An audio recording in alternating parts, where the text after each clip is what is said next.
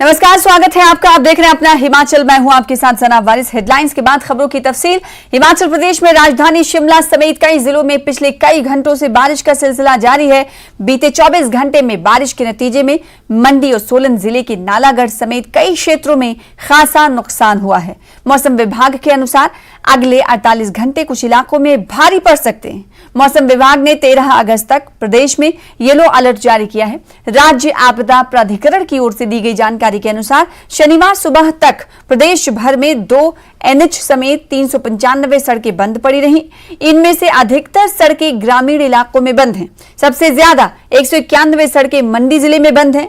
भूस्खलन के चलते मंडी में NH 21 और सोलन के चक्की मोड़ के पास NH 5 बंद है। रिपोर्ट के अनुसार बिलासपुर जिले में 41, चंबा में 11, हमीरपुर में 14, कांगड़ा में 7, किन्नौर में 5 और कुल्लू में 38, शिमला में 43, सिरमौर में 11, सोलन में 33 और ऊना में 1 सड़क पर आवाजाही अवरुद्ध है, बंद है। हालांकि सड़कों को खोलने का कार्य जारी है, लेकिन बार बार हो रही बारिश से इस काम में अड़चनें आ रही हैं। नुकसान की बात करें तो इस मानसून सीजन में 24 जून से 11 अगस्त शाम 6 बजे तक प्रदेश में 252 लोगों की मौत हो चुकी है और 32 लोग अब भी लापता हैं। कुल 280 लोग घायल हुए हैं। वहीं 918 घर पूरी तरह से क्षतिग्रस्त हुए हैं और 7,708 घरों को नुकसान पहुंचा है। इस दौरान 268 दुकानें और 2,571 गौशालाएं ढह चुकी हैं। इस बाबत लोक निर्माण मंत्री विक्रमादित्य सिंह ने कहा है कि अवरुद्ध पड़ी सड़कों को खोलने का कार्य युद्ध स्तर पर जारी है, लेकिन खराब मौसम बड़ी बाधा बन रही है।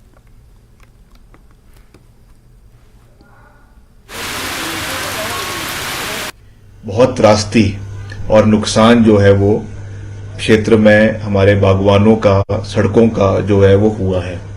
पिछले करीबन 4 दिन से मैं खुद जो है वो रोडू के, रामपुर के, ठियोग कुमारसन के दौरे पे था और मुख्यमंत्री जी भी पिछले 2 दिन से इस क्षेत्र के दौरे पे लगातार बने हुए हैं और चौपाल का उनका दौरा था, रामपुर का उनका दौरा था, रोडू का उनका दौरा था, जुब्बल कोटखाई का दौरा था और कुमारसन ठियोग का दौरा था और हर प्रभावित क्षेत्र में हम व्यक्तिगत रूप से गए हैं और बहुत नुकसान वहां पे केवल सड़कों का ही नहीं मगर सड़कों के साथ साथ जो बागवान हैं, उनके जो बगीचे हैं, मुझे हैरानी हुई है देख के कि के पूरे गांव कई जगहों पे जो है वो भू संकलन की वजह से शिफ्ट हो गए हैं और उनके खसरा नंबर जो है वो चेंज हो गए हैं।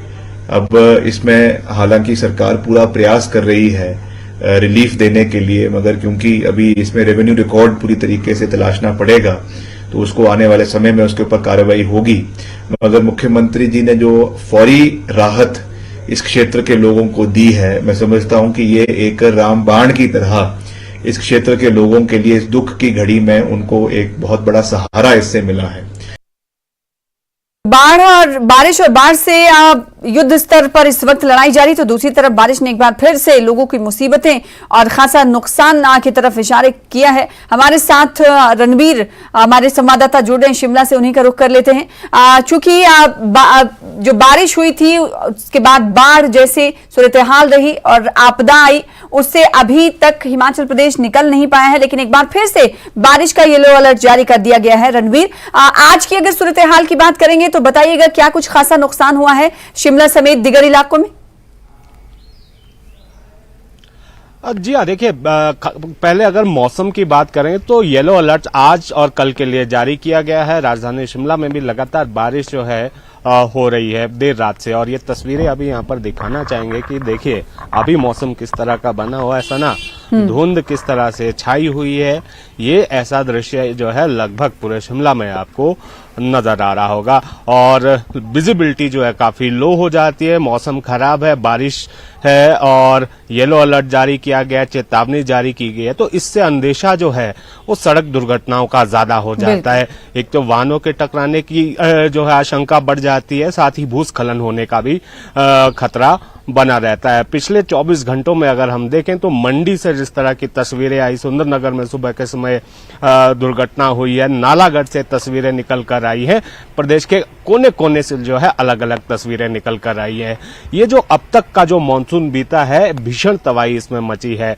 और सना देखिए, बाकी नुकसान तो अगर छोड़िए, जानी नुकसान बहुत ज्यादा है जिसकी भरपाई अब नहीं हो सकती। 252 से ज्यादा लोगों की मौत जो है अब तक रिपोर्ट की गई है वो हुई है। अब जो है पुलिस की तरफ से भी, हिमाचल पुलिस की तरफ से भी एक एडवाइजरी जारी की गई है। जिस तरह का मौसम आज और कल का जो पूर्वानुमान है मौसम विभाग का कि येलो अलर्ट है, कुछ एक जगह पर जो है भीषण बारिश हो सकती है, भारी बारिश हो सकती है, जिससे खतरा जो है बना हुआ है।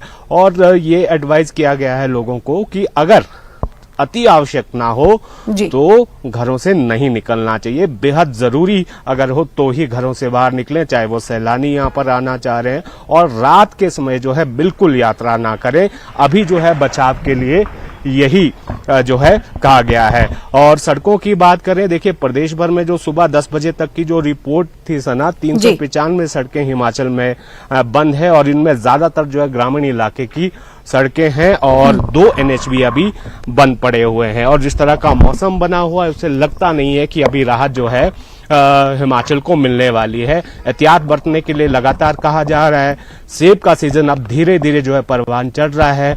जिला शिमला की बात करें तो सेब बाहुल्य इलाका, सबसे ज्यादा सेब जो है शिमला में होता है और ग्रामीण इलाकों की सड़कें खराब है तो चुनौती लगातार बनी हुई है। राज्य सरकार की तरफ से प्रयास लगातार जारी है। मशीनरी जो है, भारी भरकम मशीनरी लगाई गई है, प्रशासन की टीमें जगह जगह पर तैनात हैं। लेकिन मौसम जिस तरह का बना हुआ है, आप अभी जो है सड़क खोल दें, लेकिन बिल्कुल विजिबिलिटी बेहद कम है और इसका असर कहीं ना कहीं बिजली पर भी पड़ रहा होगा। अगर शहरी इलाकों की बात करें, शिमला के विभिन्न इलाकों की बात करें, तो क्या वहां पर बिजली भी मुतासिर हो रही है इस मौसम बारिश की वजह से? और इस मौसम को देखते हुए इस हवाले से क्या कुछ जानकारी रणबीर? सना, शहरी इलाकों में ज्यादा कोई दिक्कत नहीं है। शिमला शहर की बात करें तो शिमला शहर में भी ज्यादा परेशानी नहीं है, लेकिन पूरे प्रदेश के दूर दराज के इलाकों की बात करें तो जो सुबह की रिपोर्ट है, 1100 से ज्यादा जो ट्रांसफार्मर जो है वो ठप पड़े हुए हैं। आप देखिए एक ट्रांसफार्मर कितने इलाके को फीड करता है, तो जाहिर सी बात है कि बहुत सारे इलाके जो है अंधेरे में होंगे। बिजली विभाग को बहुत ज्यादा नुकसान हुआ है, पोल जगह जगह गिरे हैं, ट्रांसफार्मर्स को नुकसान हुआ है, सब जो विद्युत उपकेंद्र हैं उनको कई जगह पर नुकसान हुआ है। उसको रिस्टोर करना जो है बहुत बड़ी चुनौती जो है कुछ इलाकों में बना हुआ है। इसके अलावा ये भी जानकारी निकल कर आ रही है कि जो पेयजल आपूर्ति की जो परियोजना है वो प्रभावित हुई है। हालांकि ये इनकी संख्या 50 से ज्यादा नहीं है, लेकिन फिर भी बहुत सारी जगहों से जो रिपोर्टेड है, जो सरकारी कागजों में आता है कि यहाँ पर ये जो जलापूर्ति की परियोजना है वो प्रभावित है। जो रिपोर्टेड चीजें हैं वो तो सबके सामने है, लेकिन हिमाचल की जिस तरह की भौगोलिक परिस्थिति है, विषमताएं बहुत ज्यादा हैं, तो बहुत सारी जगहों तक तो है मदद पहुंचना भी मुश्किल हो जाती है। लेकिन अभी उम्मीद यही की जा रही है कि आसमान से कुछ राहत मिले तो यहाँ पर जो है जीवन पटरी पर लौटे। लेकिन नुकसान जिस तरह का हुआ है, सरकारी आंकड़ा तो ये कहता है कि 6000 करोड़ से ज्यादा का नुकसान है, करीब 7000 करोड़ का। लेकिन ये नुकसान बहुत ज्यादा है और इसकी भरपाई के लिए बहुत ज्यादा समय लगने वाला है। केंद्र की तरफ अभी भी हिमाचल सरकार देख रही है कि शायद अगर इसे राष्ट्रीय आपदा घोषित कर दिया जाए तो इस भरपाई में कुछ मदद राज्य सरकार को मिलेगी। सना, बिल्कुल जाहिर सी बात है, तो आंखें बिछाई हुई है राज्य सरकार की तरफ से। कई बार इसकी मांगे भी की गई हैं सीएम सुखविंदर सिंह सुक्खू की तरफ से। जब उस वक्त आपदा से जूझ रहा था पूरा इलाका, उस वक्त भी ये मांग कही गई थी और लगातार कांग्रेस की तरफ से ये मांग दोहराई जा रही है कि राष्ट्रीय आपदा घोषित किया जाए। इसके अलावा आज और कल की स्थिति को अगर देखें, विजिबिलिटी बहुत कम है। ऐसे में जैसा कि आपने पहले कहा था कि एक्सीडेंट्स होने के चांसेस बढ़ जाते हैं, हम जानते हैं। स्कूलों की क्या छुट्टी कर दी गई है शहरी इलाकों में, इस हवाले से कुछ जानकारी रणबीर? ये स्कूल सुचारू रूप से चल रहे हैं? देखिए अभी स्कूल जो है अभी सुचारू रूप से चल रहे हैं। कहीं कहीं हालांकि जो जिला प्रशासन को ये शक्तियां दी गई है। पहले हमने देखा कि कुल्लू और मंडी के इलाकों में जो है कुछ क्षेत्रों में 5 अगस्त तक स्कूल बंद कर दिए गए थे, लेकिन स्कूल अभी पूरी तरह से चल रहे हैं। हालांकि जिन स्कूलों के भवनों को खतरा पहुंचा है वहां पर कोशिश की जा रही है कि वैकल्पिक जगहों पर जो है व्यवस्था की जाए, लेकिन शिमला शहर में भी कुछ एक ऐसे स्कूल है, एक निजी स्कूल बताया गया है कि जहां पर खतरा बना हुआ है, लेकिन इस तरह का कोई आदेश अभी राज्य सरकार की तरफ से नहीं आया है कि स्कूलों को जो है बंद किया जाए। हालांकि थोड़ा थोड़ा ये भी देखने को मिल रहा है कि जो मॉनसून की जो रफ्तार है वो थोड़ी धीमी जरूर हुई है, लेकिन जैसे जैसे अलर्ट मौसम विभाग की तरफ से जारी किया जाता है तो ये जो है रफ्तार वही पकड़ता है जो जैसी शुरुआत में थी। पिछले कल हमने देखा कि रात को किस तरह से तेज बारिश न केवल शिमला में हुई है, बहुत सारे जगह पर हुई है। मंडी के अलग अलग इलाकों से जिस तरह से तस्वीरें निकल कर आई है, नेर चौक से तस्वीरें निकल कर आई है, बाजार में आप देखें किस तरह की स्थिति बनी हुई है। तो बच्चों को स्कूल जो है आने जाने में दिक्कतें जरूर है, लेकिन अभी तरह का कोई ऐसा शासनादेश नहीं आया है कि जिसके तहत जो है पर्टिकुलर इलाके में जो है स्कूल बंद कर दिए जाए। ये शक्तियां जो है डीसी के पास है, वो तय करेंगे कि रणबीर, एक सवाल और, क्योंकि हम जानते हैं कि इस वक्त हिमाचल प्रदेश की आर्थिक स्थिति क्या है और इस वक्त हिमाचल प्रदेश के गांव और ग्रामीणों की हालत क्या है, लेकिन अब ये 2 दिनों की जो बारिश का अलर्ट है ये कहीं ना कहीं सरकार के सामने चुनौती खड़ी कर रहा है और सरकार की आर्थिक स्थिति को कहीं ना कहीं डगमगाने वाला है। जी हाँ, देखिए आर्थिक स्थिति हिमाचल की बेहद खस्ता है। 75,000 करोड़ का कर्ज है। अब जिस तरह की आपदा आई है, देखिए जो आय के संसाधन है हिमाचल में वो बेहद कम है। बिजली से हिमाचल को आय होती है, बहुत सारी जल विद्युत परियोजनाएं जो है प्रभावित हैं, और जो टूरिज्म की अगर हम बात करें, बाहरी राज्य से जो सैलानी आते हैं, बाहरी राज्य से जो गाड़ियां आती हैं, जो एंट्री टैक्स है उसमें भी बहुत सारी कमाई राज्य सरकार की होती थी, वो भी अब बंद है। टूरिज्म सेक्टर ठप पड़ा हुआ है। इंडस्ट्री जो है पूरी तरह से जो है उसको क्षति यहाँ पर हुई है। जो आय के संसाधन इस वक्त राज्य सरकार के थे वो सारे जो हैं रुक गए हैं। सेब एक बड़ी इकॉनमी है, 5,000 करोड़ की आर्थिकी है, लेकिन उसमें भी अभी जो है वो धार देखने को नहीं मिल रही, क्योंकि खराब मौसम की मार इस पर भी पड़ी हुई है। कृषि क्षेत्र की बात करेंगे, बागवानी क्षेत्र की करें, पर्यटन की बात करें, उद्योग की बात करें, तो सभी बुरी तरह से प्रभावित है।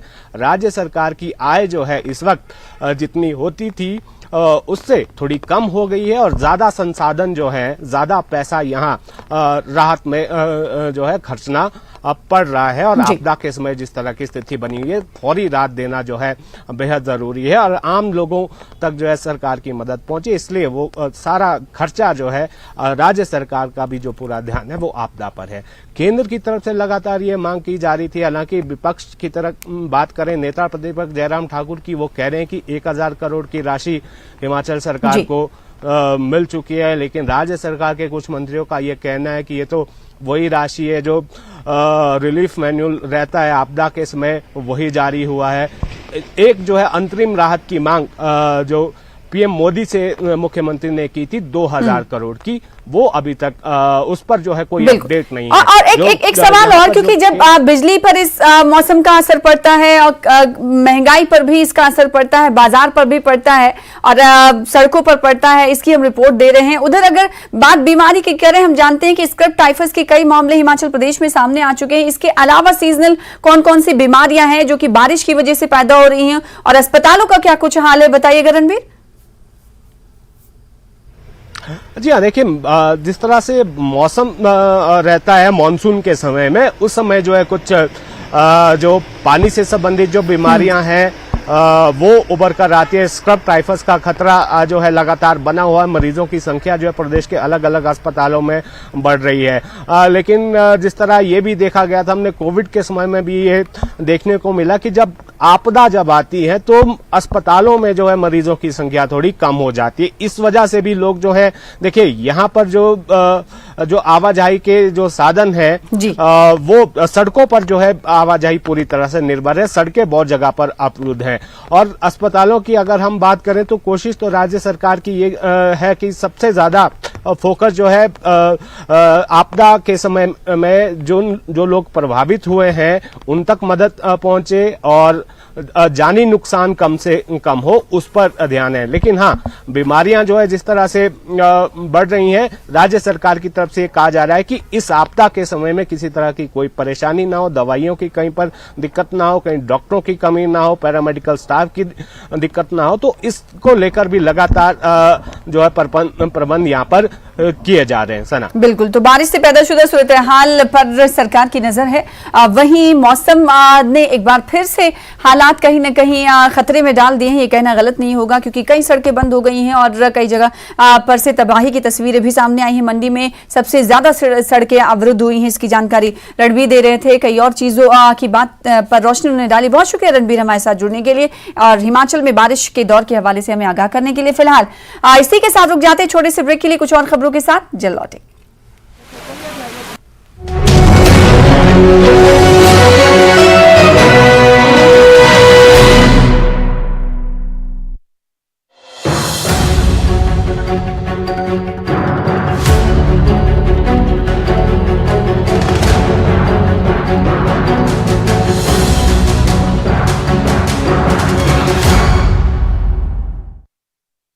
Six states.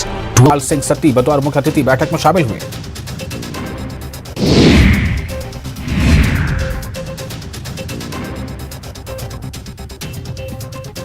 माता चिंतपूर्णी मंदिर में वीवीआईपी दर्शन के लिए 1100 रुपए का शुल्क लगाने पर पूर्व मंत्री विक्रम ठाकुर ने सरकार पर हमला बोला है। उन्होंने कहा कि देवभूमि में मंदिरों में दर्शन के लिए 1100 रुपए का शुल्क लगाना दुर्भाग्यपूर्ण फैसला है।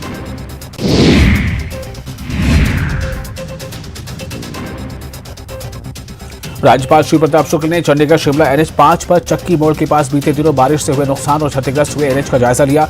इस दौरान डीसी सोलन मनमोहन शर्मा और अन्य विभागों के अधिकारी मौके पर मौजूद रहे।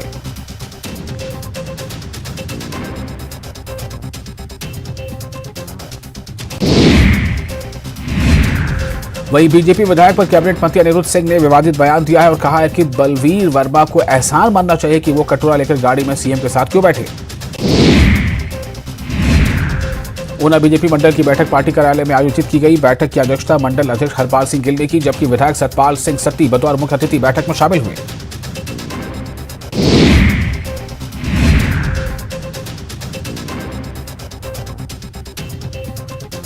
माता चिंतपूर्णी मंदिर में वीवीआईपी दर्शन के लिए 1100 रुपए का शुल्क लगाने पर पूर्व मंत्री विक्रम ठाकुर ने सरकार पर हमला बोला है। उन्होंने कहा कि देवभूमि में मंदिरों में दर्शन के लिए 1100 रुपए का शुल्क लगाना दुर्भाग्यपूर्ण फैसला है।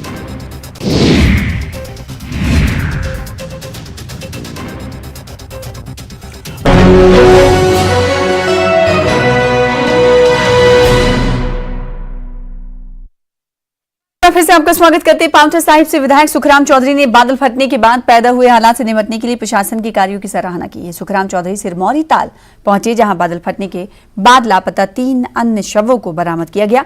यहां एक ही परिवार के 5 लोगों की मौत हो गई।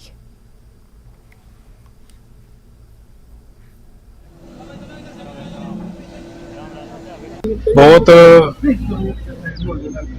ना देखने वाली परिस्थिति थी यहाँ, दर्दनाक परिस्थितियां यहाँ थी। एक परिवार के 5 लोगों का दबके जो है मरना, ये हम सब के लिए बहुत दुखदाई है।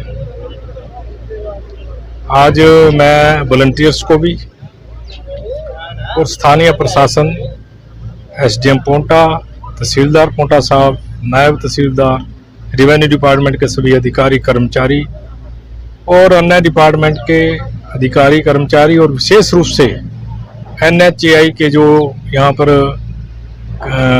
कर्मचारी हैं और जो यहाँ पर जो ठेकेदार हैं, उनको भी मैं अपनी ओर से उनका धन्यवाद करना चाहता हूँ कि दिन रात मेहनत करके, बहुत दलदल था, उन्होंने जो है 5 बॉडीज जो है रिकवर की हैं। बहुत बरसात का मौसम था, कल भी बहुत बरसात हुई और मैं आदरणीय मुख्यमंत्री महोदय जी से विशेष रूप से आग्रह करना चाहता हूँ, निवेदन करना चाहता हूँ कि तुरंत वो इस इलाके का दौरा करें ताकि लोगों की समस्याएं भी सुने और इनकी भरपाई होनी चाहिए। जो भी परिवार हैं, चाहे जमीन का नुकसान हुआ है, चाहे फसल का नुकसान हुआ है, चाहे पशुओं का नुकसान हुआ है, चाहे उनके ट्रैक्टर हैं, उनके चाहे अन्य साधनों का हुआ है, उनकी पूरी भरपाई करे।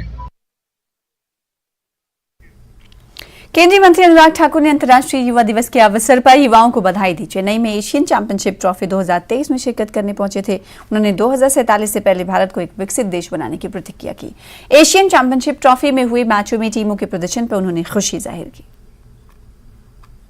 Today the world celebrates the International Youth Day, and I would like to congratulate each and every one. Let us pledge that we're going to make India as a developed country before 2047. This is the time from Amrit Kal. The time starts now, and the youth will have a large role to play. And I'm sure on the International Youth Day, we can pledge that in one area, at least in one area, we will make our contribution and work for the progress, unity of our country. And the target what we have set for 2047, a developed India, we are going to ensure that India achieves that mark. I am in Chennai today also to attend the Asian Championship Trophy 2023, and good to see the previous matches where teams have done well. The tournament is being held as per the international standards. Good to see the Indian team doing extremely. Chamba के तीसा में हुए police वाहन दुर्घटना में नूरपुर निवासी sub inspector की मौके पर ही मौत हो गई। पोस्टमार्टम के बाद पार्थिव शरीर को चंबा से नूरपुर लाया गया। राकेश गोरा का पूरे राजकीय सम्मान के साथ अंतिम संस्कार किया गया। उल्लेखनीय है कि जिला चंबा के तीसा से बैरागढ़ जा रहा पुलिस वाहन तरवाई नामक स्थान पर दुर्घटनाग्रस्त हो गई थी और बहती सियोल नदी में जा गिरी थी, जिसमें सवार 11 लोगों में से 7 की मौके पर ही मौत हो गई थी।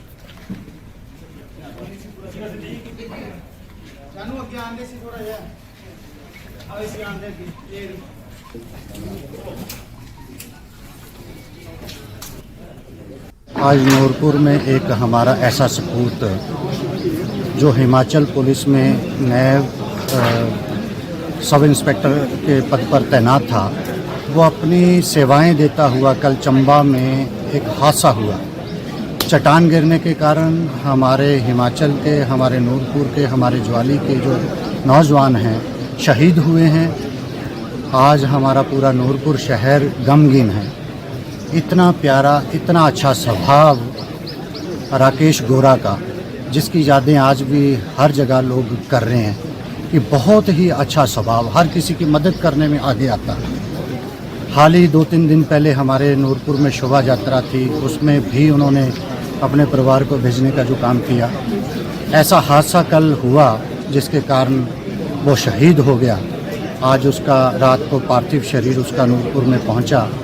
आज नूरपुर में उसका अंतिम जो है संस्कार जहां पर किया जा रहा है, पूरा राजकीय सम्मान के साथ एसपी साहबान पूरी टीम के साथ जहां पर उनको सलामी देकर उनके अंतिम संस्कार में जहां पर शामिल हुए हैं। मैं अपनी ओर से, अपने नूरपुर परिवार की ओर से परिवार को सांत्वना देता हूं कि उसके परिवार में शांति बने, इसकी आत्मा में शांति मिले, यही मैं कहना चाहूँगा। कल एक बहुत ही दुखद घटना हुई है। हमारे देश के 7 पुलिसकर्मी शहीद हुए, जिसमें 5 कांगड़ा डिस्ट्रिक्ट के थे और 2 चंबा डिस्ट्रिक्ट। नूरपुर से राकेश गोरा जी जो शहीद हुए हैं, उसके जो अखीरली जो राइट्स है उसके ऊपर मैं सरकार की तरफ से आया हूँ और माननीय मुख्यमंत्री जी ने मुझे डिप्यूट किया था यहाँ आने के लिए। सारी सरकार, सारा प्रदेश, सारी डिस्ट्रिक्ट गम में है और ख़ास तौर पे नूरपुर में गम की लहर है। मैं सारे परिवार को सरकार की तरफ से और अपनी तरफ से ये आश्वासन देना चाहता हूँ कि इस गम की घड़ी में हम उनके साथ खड़े हैं। जिला में इस बरसात में जगह जगह पर भारी तबाही हुई है। ऐसे में ग्रामीण क्षेत्रों में कई जगह पर भूस्खलन के कारण लोगों के मकानों, जमीनों को भारी नुकसान हुआ है। बंजार विधानसभा क्षेत्र के तीर्थन घाटी के रूपा जानी गांव में भूस्खलन से कई रिहायशी मकानों को नुकसान हुआ है, जबकि पहाड़ी से बड़ी बड़ी चट्टानें गिरने का खतरा 1 दर्जन मकानों पर मंडरा रहा है। ऐसे में लोगों ने अपने रिहायशी मकानों को छोड़कर रिश्तेदारों के घरों में शरण ली है। प्रभावित लोगों ने सरकार से जल्द भूगर्भ वैज्ञानिकों के निरीक्षण करवाने की मांग की है। ग्रामीणों का आरोप है कि लोक निर्माण विभाग की सड़कों के किनारे विकास नालियों का प्रबंधन होने के कारण बरसात में बारिश का पानी लोगों के घरों, जमीनों और बागीचों को भारी नुकसान पहुंचाता है।